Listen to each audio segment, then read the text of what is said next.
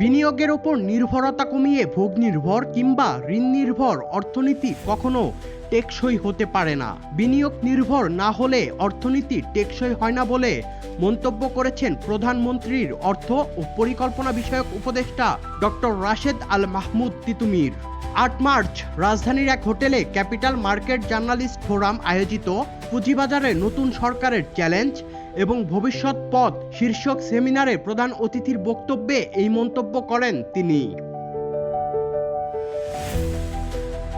তিনি বলেন, দেশের অর্থনৈতিক গণতন্ত্র প্রতিষ্ঠার একমাত্র পথ হল পুঁজিবাজার। বিনিয়োগ নির্ভর অর্থনীতি ছাড়া দেশের দীর্ঘমেয়াদী উন্নয়ন সম্ভব নয়।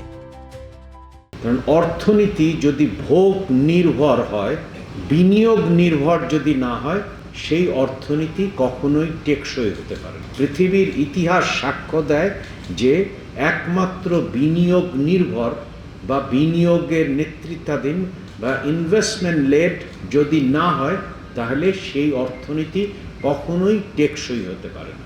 জনগণের মালিকানা দেখতে চাই। একটা ঋণ নির্ভর সমাজ থেকে মালিকানা নির্ভর সমাজে যেতে চাই।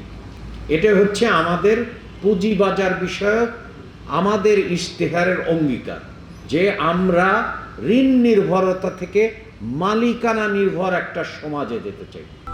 সেমিনারে বিশেষ অতিথির বক্তব্যে এনবিআর চেয়ারম্যান আব্দুর রহমান খান বলেন, বিশ্বের কোনো দেশেই পুঁজিবাজার ছাড়া শিল্পায়ন সম্ভব নয়। ব্যাংক ঋণ সীমিত সময়ের জন্য নেওয়া হয় এবং সুদসহ ফেরত দিতে হয়। তাই দীর্ঘমেয়াদী বিনিয়োগের জন্য পুঁজিবাজারের কার্যকরী ব্যবহার অপরিহার্য। পৃথিবীর কোন দেশ আছে যে দেশে এমপ্লয়মেন্ট জেনারেট করা গেছে অথবা ইন্ডাস্ট্রিয়ালাইজেশন করা গেছে পুঁজিবাজার ছাড়া? এটা অসম্ভব। আমাদের যখন ইউরোপীয় শিল্প বিপ্লব হলো, তখন কিন্তু এই পাবলিক লিমিটেড কোম্পানির কনসেপ্ট আসলো।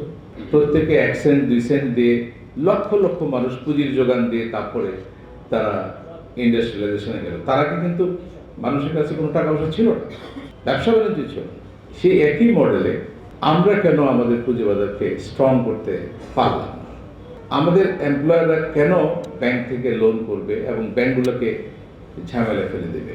ব্যাংকগুলো টাকা সংগ্রহ করে হচ্ছে শর্ট টার্ম ডিপোজিটের মাধ্যমে, 3 মাস মেয়াদি অথবা 1 বছর মেয়াদি, বড়দের 5 বছর মেয়াদি।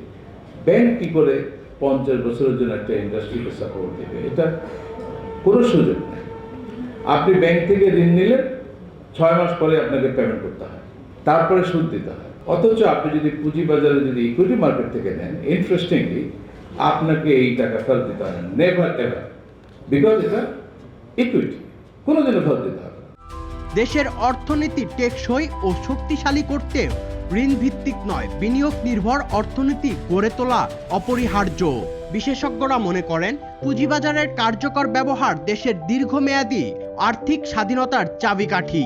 সরকারের পাশাপাশি ব্যবসায়িক ও বিনিয়োগ সম্প্রদায়ের সমন্বিত অংশগ্রহণের মাধ্যমে এই লক্ষ্য অর্জন সম্ভব। Sadman Shaon, the financial express.